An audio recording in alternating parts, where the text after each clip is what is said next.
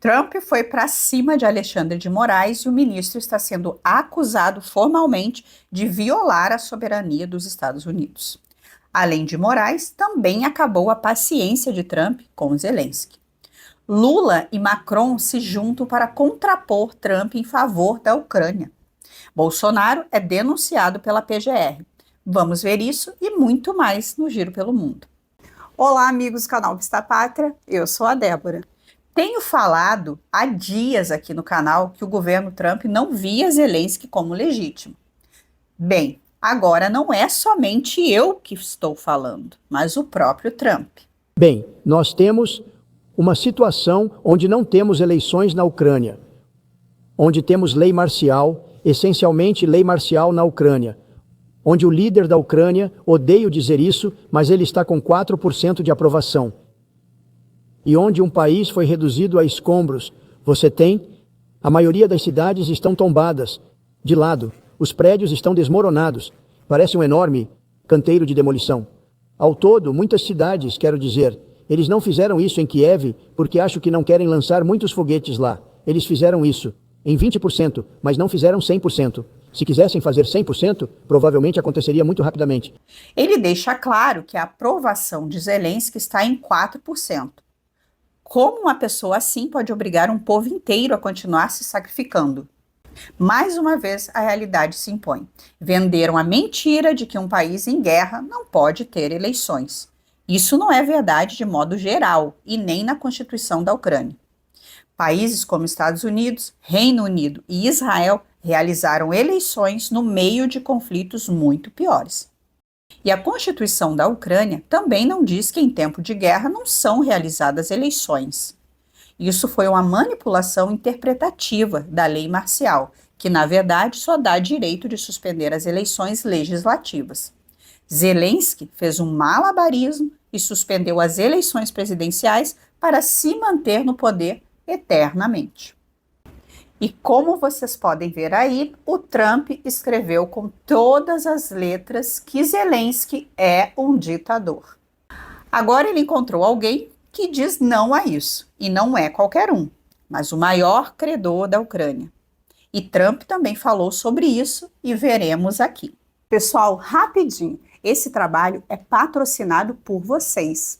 Como muitos de vocês já sabem, o canal foi prejudicado por Alexandre de Moraes. Apesar do meu marido, Alan Frutuoso, ter sido preso e censurado pelo ministro, eu continuo com esse trabalho jornalístico e quero continuar com qualidade. E você que ainda não é o nosso patrocinador, pode ser através desse QR Code ou da chave Pix que aparece aí na tela. Pessoal, muito obrigada. Sabe, as pessoas estão cansadas disso. As pessoas querem ver algo acontecer. E sabe, outra coisa que tem me incomodado é que há muito tempo eu resolvi o problema com a OTAN. Eles pagaram centenas de bilhões de dólares nos fundos da OTAN quando eu disse, vocês têm que pagar. Porque os Estados Unidos estavam pagando pelos países europeus e depois eles se aproveitam de nós no comércio. Mas eu já vi isso. Olha, eles têm que pagar. Eles precisam descobrir para onde está indo o dinheiro. Nós temos... Acredito que o presidente Zelensky disse na semana passada que ele não sabe onde está metade do dinheiro que demos a ele. Bem, nós demos a eles, acredito, 350 bilhões de dólares. Mas digamos que seja algo menos do que isso, mas é muito. E temos que igualar com a Europa porque a Europa deu uma porcentagem muito menor do que isso. Acho que a Europa deu 100 bilhões e nós demos, digamos, mais de 300. E é mais importante para eles do que para nós. Temos um oceano no meio. E eles... Não, mas onde está todo o dinheiro que foi dado? Para onde está indo? E nunca vi uma prestação de contas disso. Damos centenas de bilhões de dólares. Eu não vejo nenhuma prestação de contas. Então, eu quero ver paz. Veja, sabe por que eu quero? Porque não quero mais ver todas essas pessoas sendo...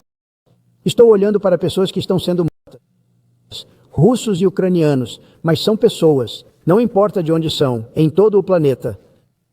E acho que tenho o poder de acabar com esta guerra. E acho que está indo muito bem. Vocês viram, né? Ele vai para cima da OTAN também. Já que estão todos saidinhos querendo formar exército europeu, eles serão cobrados também. Ontem eu também vi um comentário de uma funcionária de Trump que mostra bem o sentimento do governo. Ela falava sobre as reclamações sobre a Ucrânia não estar sentada à mesa. Porém, ela lembra bem que há 8 meses atrás, os europeus fizeram uma reunião para definir a paz e não chamaram a Rússia. E Trump ressaltou essa hipocrisia. Ele afirmou que se eles quisessem ter feito algo, teriam feito durante os últimos 3 anos que passaram. E sim, eu diria que você sabe, quando reclamam que querem um lugar à mesa, você poderia dizer que as pessoas têm que... As pessoas da Ucrânia não teriam como dizer algo, sabe? Faz muito tempo desde que tivemos uma eleição. Isso não é uma coisa da Rússia. Isso vem de mim e de muitos outros países também. Mas hoje eu vi, não fomos convidados. Bem, vocês estão lá há 3 anos. Deveriam ter acabado com isso há 3 anos. Nunca deveriam ter começado. Poderiam ter feito um acordo. Eu poderia ter feito um acordo para a Ucrânia, que lhes deixaria com quase toda a terra. Tudo, quase toda a terra. E ninguém teria sido morto. Nenhuma cidade teria sido demolida e nenhuma cúpula teria sido derrubada. Mas eles escolheram não fazer dessa forma. E o presidente Biden, para ser justo, ele não tem a menor ideia do quanto ele foi ruim para isso. Foi tão ruim, tão patético, tão triste. Mas dito tudo isso, veja, é o que é. Quando eu saí, não havia chance de que isso pudesse ter acontecido. Mas aconteceu porque tivemos uma liderança incompetente em muitos níveis diferentes. Mas quando você vê o que aconteceu na Ucrânia com milhões de pessoas mortas, incluindo os soldados, milhões de pessoas mortas, uma grande porcentagem de suas cidades derrubadas ao chão. Eu não sei como alguém ainda vive lá. Você sabe, quando dizem que fizeram uma pesquisa e Zelensky está com 4%, quem está vivendo lá? Sabe, quero dizer, é difícil acreditar que as pessoas vivem lá. Suas cidades estão sendo derrubadas. E isso é algo que nunca teria acontecido. E a propósito, durante 4 anos não aconteceu. Nunca iria acontecer. Vamos em frente. Mas no meio de toda essa situação, olha quem resolveu aparecer. Lula. Boa tarde, presidente Macron. Bonjour, monsieur le président Macron. Bonjour, comment ça va, président? Bom Félicitations. dia, Lula, como vai? Felicidades, parabéns, presidente. Estamos vivendo um dia muito feliz porque conseguimos resgatar a democracia. Lula agora quer ditar como deve ser a negociação do fim do conflito. Porque, é claro, está tudo às mil maravilhas aqui no Brasil, principalmente quando você vai ao supermercado. Então, temos tempo para nos intrometermos na situação da Ucrânia. Mas Lula não entrou nessa sozinho. Macron está unindo esforços para tentar prolongar o conflito por sua causa globalista. E o Lula é um preposto dos globalistas europeus. Era do Biden também, mas esse já era. Então, Lula tem que se juntar com Macron nesses esforços. Para quem não acordou ainda, aí está o fato do Lula e Macron estarem no mesmo lado nesse conflito. Ainda tem gente que acha que se trata meramente da situação de defender um território de uma potência expansionista. Macron escreveu o seguinte: acabo de conversar com o presidente Lula. Compartilhamos a convicção de que a paz na Ucrânia só será possível por meio de negociações que reúnam Rússia e Ucrânia à mesma mesa. A paz é possível e a comunidade internacional deve se mobilizar. Nós também trabalharemos para que a COP de Belém seja um sucesso e temos, juntos, diversas iniciativas em prol do clima, da biodiversidade, dos oceanos, da democracia e do desenvolvimento econômico e agrícola. O presidente Lula fará uma visita de Estado à França em junho. Não podia faltar a menção à pauta climática. Afinal, como a Europa vai continuar impedindo o desenvolvimento dos países sul-americanos? As coisas vão ficando cada vez mais cristalinas para quem não tem uma visão mais aprofundada do assunto. E esse mesmo Lula, que está alinhado com os globalistas europeus, recebeu a notícia de que Bolsonaro tinha sido denunciado enquanto jantava com aliados. Como vocês podem ver, quem deu a notícia para ele foi o ministro da Defesa. A PGR denunciou Bolsonaro e mais 33 nomes, entre eles Felipe Martins, General Heleno, General Teófilo, Almirante Garnier, General Paulo Sérgio, enfim, a cúpula militar que apoiou o presidente na época e os assessores próximos. Bolsonaro já esperava essa denúncia. como eu acho que a maioria já esperava. Ontem, ele foi até o Senado fazer um movimento político, pois já estava aguardando a denúncia. Então, ele foi no Senado, disse que o PSD do Kassab apoiaria a anistia e, dessa forma, tenta mostrar alguma reação frente à ofensiva do judiciário. Olha pra minha cara, o que tu acha? Eu não tenho nenhuma preocupação com as acusações, zero. 10 dias eu conversei com o Kassab, conversa reservada. Ele falou já em parte o que aconteceu. Hoje, o que eu sinto conversando com parlamentares, como o do PSD, a maioria votariam favorável. Eu acho que na Câmara já tem quórum para aprovar a anistia. E o apoio em relação aos presidentes? O senhor conversou com o Davi Alcolumbre, Hugo Mota? Não, eu conversei lá atrás com eles. Pô. O Hugo Mota tem dado declarações, recebeu aquela senhora com 6 filhos, né, o mais velho de 10. Os presidentes se comprometeram em faltar? Não, eu conversei com eles, cumprir o regimento. Se conseguir a assinatura para urgência, é votado o requerimento e se for aprovado, entra em pauta. Eu não fiz um pedido específico, o pedido é seguir o regimento. E assim que saiu a denúncia, os deputados da direita começaram a gritar: Lula, ladrão. E os de esquerda gritavam que Bolsonaro ia ser preso. O resultado foi esse no plenário.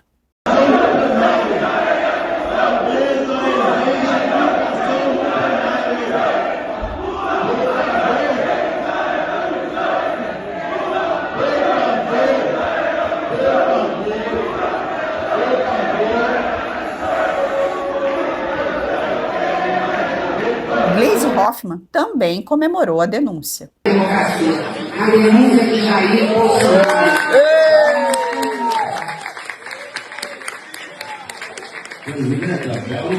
Apesar de todos já esperarem a denúncia, me chamou a atenção aquele movimento que eu apontei aqui no canal, no qual Marco Rubio teria enviado o senador Steve Daines para pressionar a PGR a não fazer a denúncia.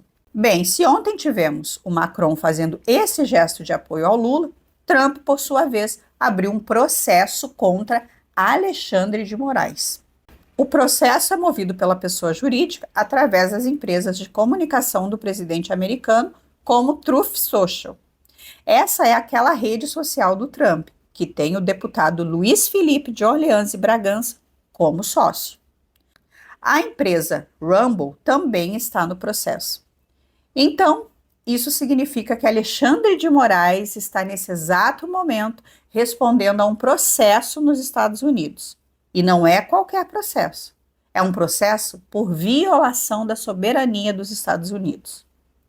E isso é mais sério do que um mero litígio jurídico. Isso é o primeiro passo da queda de Moraes.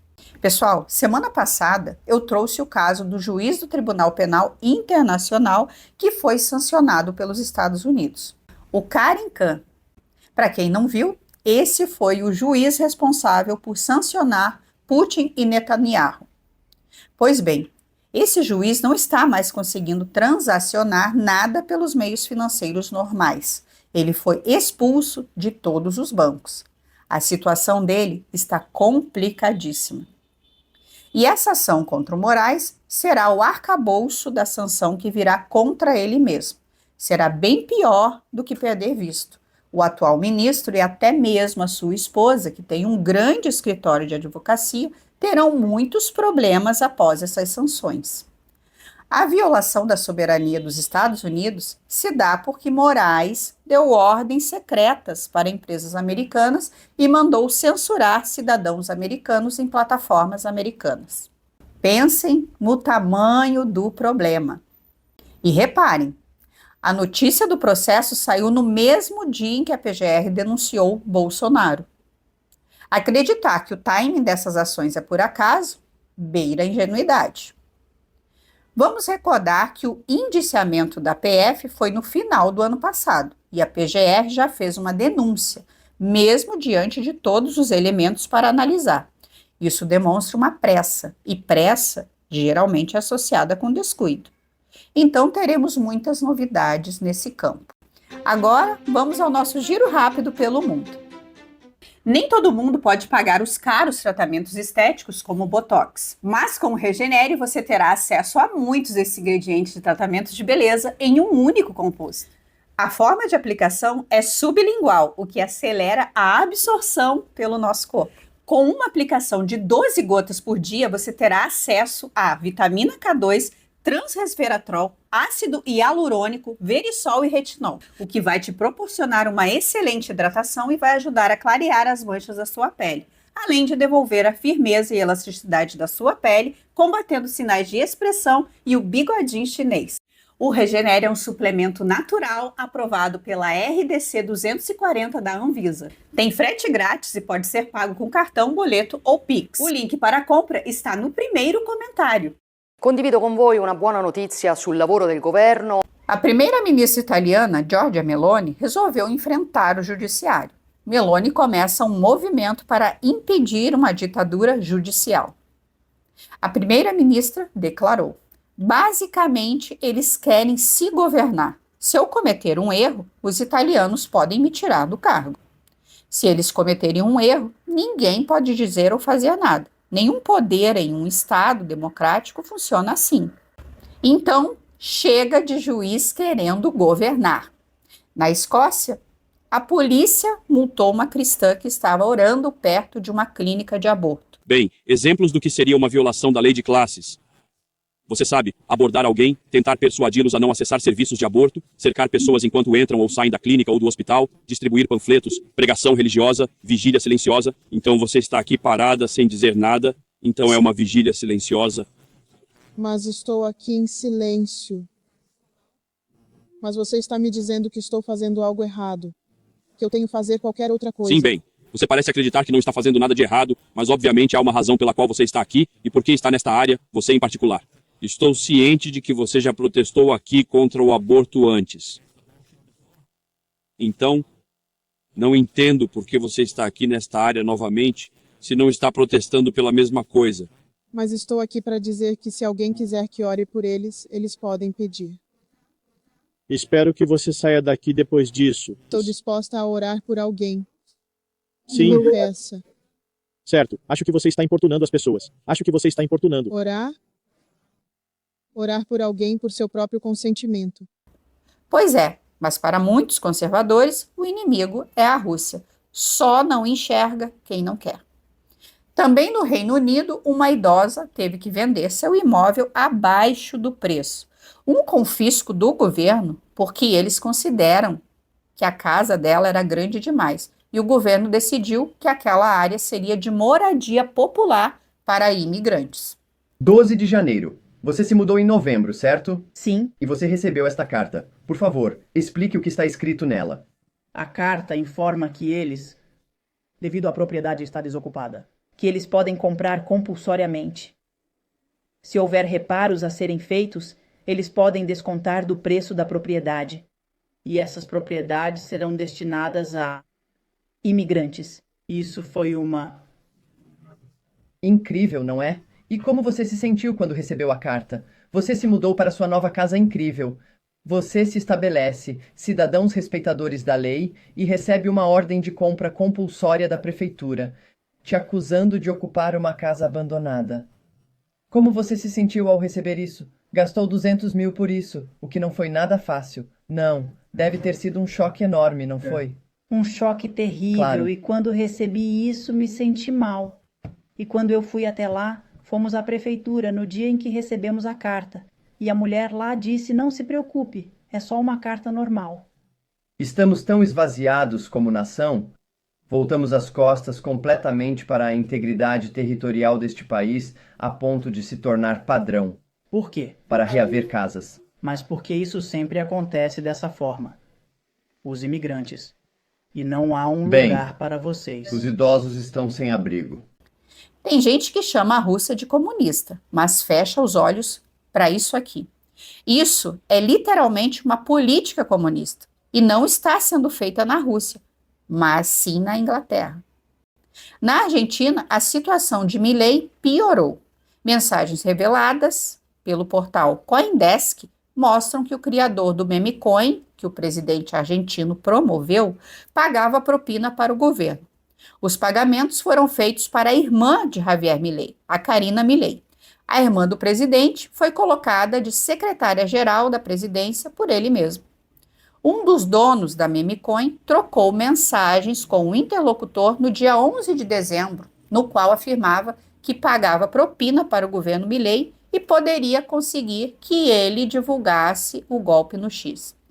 Bem, passados mais de 2 meses dessa mensagem, nós vimos que Milei realmente divulgou, o que nos leva a crer que os pagamentos de propina são verdadeiros. E após os chineses criarem uma força de defesa planetária por conta do asteroide que pode bater na Terra em 2032, a NASA reviu o seu percentual de probabilidade de colisão com o nosso planeta. A Agência Espacial Americana subiu o percentual de menos 0,1% para 3,1%, o maior percentual já calculado para um caso como esse. Para finalizar, a Visa e a Mastercard voltarão a operar na Rússia, e Putin deu entrevista afirmando que Estados Unidos e Rússia concordaram em reatar relações. Concordamos em retomar o funcionamento normal dos departamentos diplomáticos. A expulsão constante de diplomatas de Washington e de Moscou não leva a nada de bom. Se as coisas continuarem assim,